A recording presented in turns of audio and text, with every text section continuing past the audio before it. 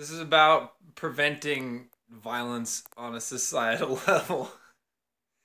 Um, the thing is, people view these things in a very reductionist, as I'll put it, a Keurig cup kind of matter, where you drink down the 5.8 whatever ounces. I don't know how much is in a Keurig cup of solution. Then it's done, right? We're just gonna pass these assemblage of rules, and that's gonna fix our problems, right? When have rules fixed problems for anybody? Huh?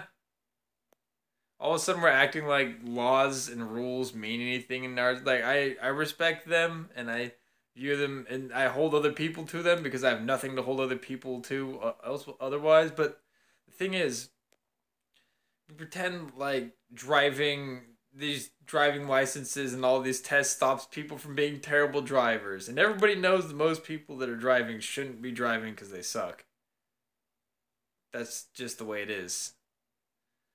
And we want to pretend like stacking on more rules and making things more bureaucratic and more officious is going to change things.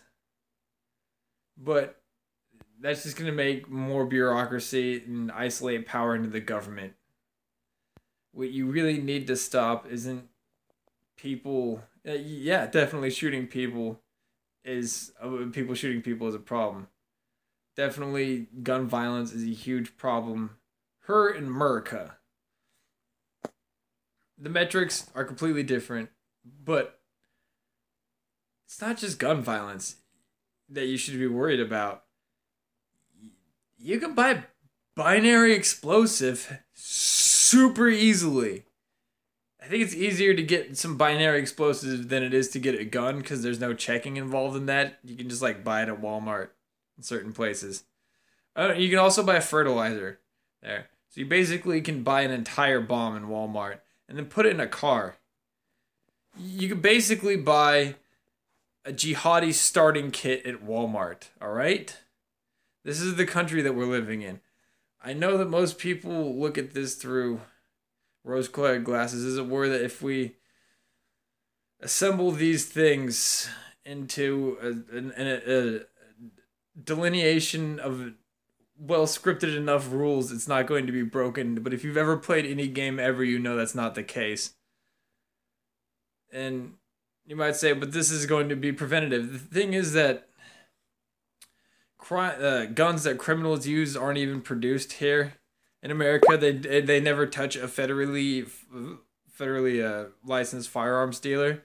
They come from like the Philippines, I think, is where one of the major factories is. And I could be wrong there. It's just things I've read on the internet and seen and heard from little birdies. But they don't even ever see the same supply line that a federally licensed gun would.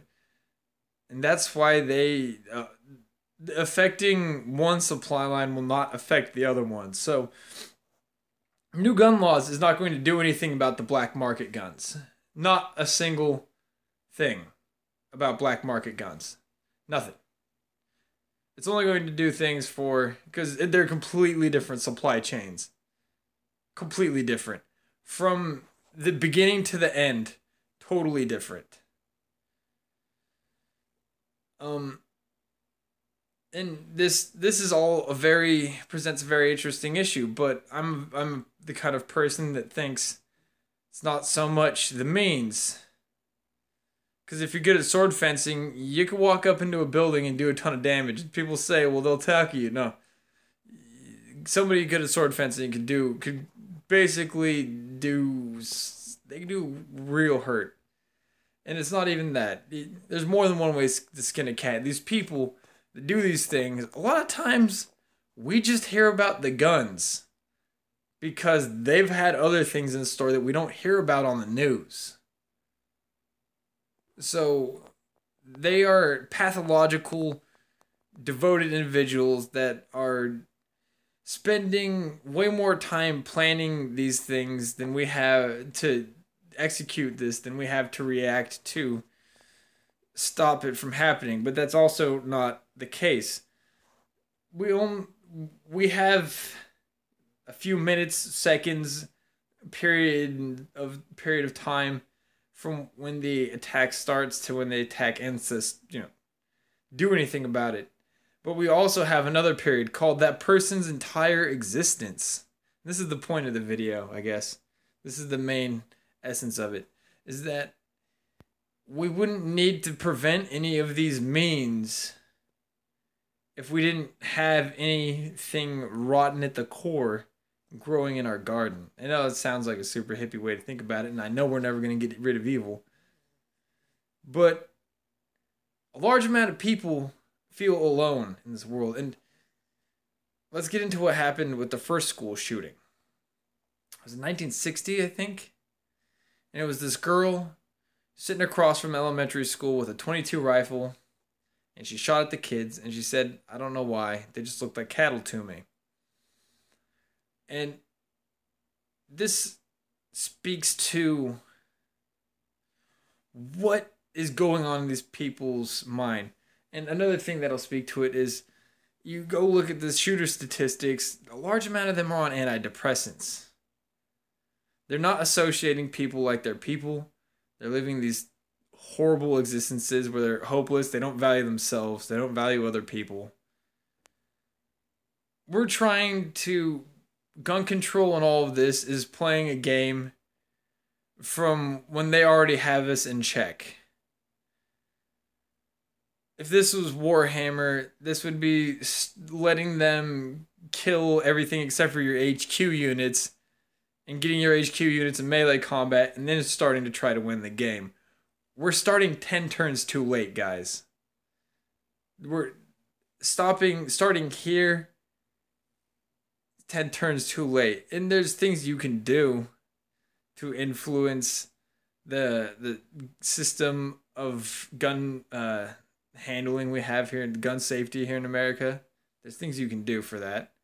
And I've talked about them at length. But, like I said, that's step 9 out of 10.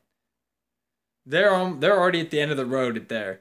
We gotta catch them when they start going down the path of darkness, where they stop valuing themselves as a person and they stop valuing other people as people, and let them know that life's beautiful, they're beautiful. And I get it, mental imbalance, people are chemically made that way, but it's not this many people. There's not this many people who have chemical imbalances in their brain.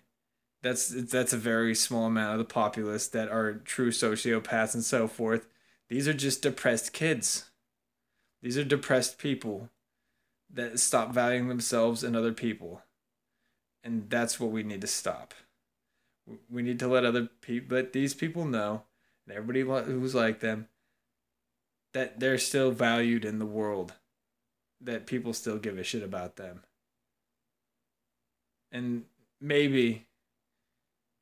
figure out a way to help them start seeing themselves as a human and other people as humans again. Because most of these people are just living in terrible circumstances and they're in the pits.